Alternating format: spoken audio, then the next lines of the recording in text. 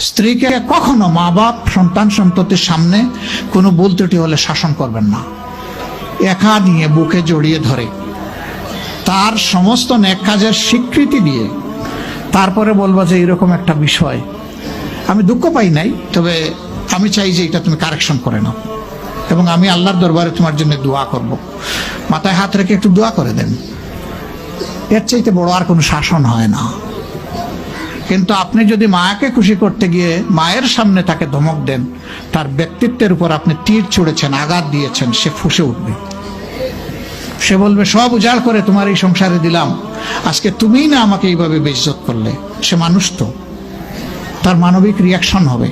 কাজ করবো না আমরা কেউ। আমাদের জীবনের অংশ, আমাদের হাড়ের অংশ, আমাদের কলিজার অংশকে আমরা সেইভাবে সম্মান দিব ইনশাআল্লাহ। আমরা ভালোবাসবো সে আমার স্ত্রী, আমরা শ্রদ্ধা করবো সে আমার সন্তানের মা। স্ত্রী হিসাবে ভালোবাসা পাবে, মায়ের জাতি হিসাবে সুসম্মান পাবে। এই দুইটা ব্যালেন্স করে যদি আমরা চলি, গড় হবে জান্নাতের টুকরা ইনশাআল্লাহ।